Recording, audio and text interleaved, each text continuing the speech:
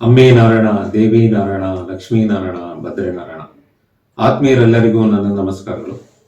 ಪ್ರತಿಯೊಂದು ನಕ್ಷತ್ರದಲ್ಲಿ ಹುಟ್ಟಿದವರಿಗೂ ಅವರಿಗೆ ಬರುವ ವಧು ಅಥವಾ ವರ ಯಾವ ನಕ್ಷತ್ರದವರು ಆಗಿರುತ್ತಾರೆ ಎಂಬುದನ್ನು ತಿಳಿಸುತ್ತಾ ಇದ್ದೇನೆ.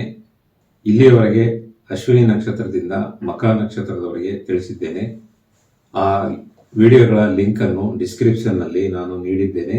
ಅದನ್ನು ಕ್ಲಿಕ್ ಮಾಡಿ ನೀವು ಹಿಂದಿನ ವಿಡಿಯೋಗಳನ್ನು ನೋಡಿಕೊಳ್ಳಬಹುದು.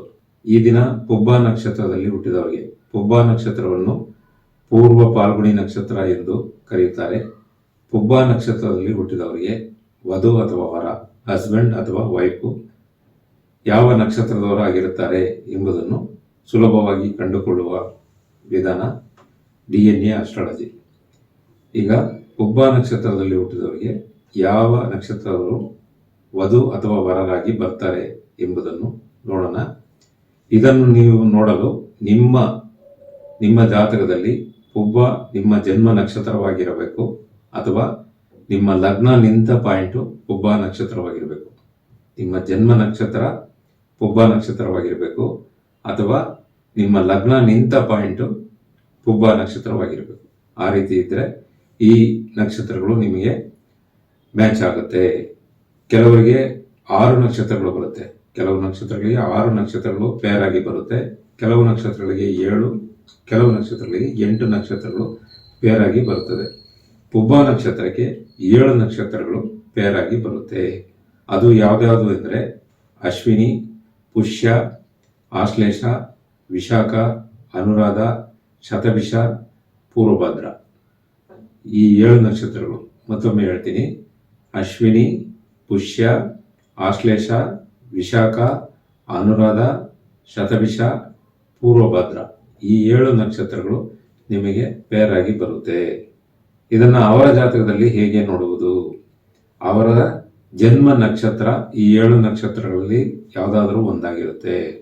ನಿಮಗೆ ಬರುವ ವಧು ಅಥವಾ ವರರ ಜಾತಕದಲ್ಲಿ ಅವರ ಜನ್ಮ ನಕ್ಷತ್ರ ಇದರಲ್ಲಿ ಯಾವುದಾದ್ರೂ ಒಂದಾಗಿರುತ್ತೆ. ಅಥವಾ ಅವರ ಲಗ್ನ ನಿಂತ ಪಾಯಿಂಟ್, ಅವರ ಲಗ್ನ ಇದೆಯಲ್ವಾ, ಅದು ನಿಂತ ಪಾಯಿಂಟು ಈ 7 ನಕ್ಷತ್ರಗಳಲ್ಲಿ ಯಾವುದಾದ್ರೂ ಆಗಿರುತ್ತೆ. ಅದು ಇಲ್ಲ ಅಂದರೆ ಅವರ ಲಗ್ನಾಧಿಪತಿ ನಿಂತ ನಕ್ಷತ್ರ, ಅವರ ಲಗ್ನಾಧಿಪತಿ ಎಲ್ಲೋಗಿ ನಿಂತಿರ್ತಾನೋ ಆ ನಿಂತಿರುವ ನಕ್ಷತ್ರ ಇದಾಗಿರುತ್ತೆ. ಈ 3 ವಿಧಾನದಲ್ಲಿ ನೋಡಿಕೊಳ್ಳಬಹುದು. ಸುಲಭವಾಗಿ ಅವರ ಜನ್ಮ ನಕ್ಷತ್ರ ಯಾವುದು ಅಂತ ಕೇಳಿದ್ರೇ ನಿಮಗೆ ಈಸಿಯಾಗಿ ಫೈಂಡ್ ಔಟ್ ಮಾಡಬಹುದು. ಇದಲ್ಲದೆ ಇನ್ನೂ 3 ವಿಧಾನಗಳಲ್ಲಿ ನಾವು ಇದನ್ನು ತಿಳಿದುಕೊಳ್ಳುತ್ತೇವೆ. ಅದು ಭಾವಗಳ ಸಂಬಂಧ, ಮನೆಗಳ ಸಂಬಂಧ, ಗ್ರಹಗಳ ಸಂಬಂಧ. ಅದಲ್ಲದೆ ಈಗ ಹೇಳಿರುವ ಸಂಬಂಧ ನಕ್ಷತ್ರಗಳ ಸಂಬಂಧ. ಒಟ್ಟು 4 ಸಂಬಂಧಗಳು ಇರ್ತದೆ. ಖಂಡಿತ ಈ 4ರಲ್ಲಿ ಮಾತ್ರ ಈ ಪ್ರಪಂಚದಲ್ಲಿ ಯಾರೇ ಹುಟ್ಟಿದರೂ ಸಹ ಅವರಿಗೆ ಬರುವ ವಧು ವರರು ಇಷ್ಟರಲ್ಲಿ ಈ ಕ್ಯಾಟಗರಿಯಲ್ಲಿ ಮಾತ್ರ ಇರ್ತಾರೆ. ಅದರಲ್ಲಿ ಒಂದು ವಿಧಾನ ಈ ನಕ್ಷತ್ರದಿಂದ ನೋಡುವ ವಿಧಾನ. ಇದನ್ನು ನಿಮಗೆ ತಿಳಿಸಿಕೊಟ್ಟಿದ್ದೇನೆ. ಉಳಿದ 3 ವಿಧಾನಗಳನ್ನು ನೋಡಬೇಕಾದ್ರೆ ನೀವು ಆಸ್ಟ್ರಾಲಜಿಯನ್ನ ಕಲಿತಿರಬೇಕು ಅಥವಾ ಜ್ಯೋತಿಷರನ್ನ ಭೇಟಿಯಾಗಬೇಕಾಗುತ್ತದೆ. ಮುಂದಿನ ವಿಡಿಯೋದಲ್ಲಿ ಉತ್ತರ ಪಾಲ್ಗುಣಿ ನಕ್ಷತ್ರದಲ್ಲಿ ಹುಟ್ಟಿದವರ ಬಗ್ಗೆ ತಿಳಿದುಕೊಳ್ಳೋಣ. ನೀವಿನ್ನೂ ನಮ್ಮ ಚಾನಲ್ಗೆ ಸಬ್ಸ್ಕ್ರೈಬರ್ ಆಗದೇ ಇದ್ದರೆ ಈ ಕೂಡಲೇ ಸಬ್ಸ್ಕ್ರೈಬರ್ ಆಗಿ ನಿಮ್ಮ ಮಿತ್ರರಿಗೆ ತಿಳಿಸಿ, ಲೈಕ್ ಮಾಡಿ, ಕಮೆಂಟ್ ಮಾಡಿ, ಶೇರ್ ಮಾಡಿ. ಎಲ್ಲರಿಗೂ ಒಳ್ಳೆಯದಾಗಲಿ.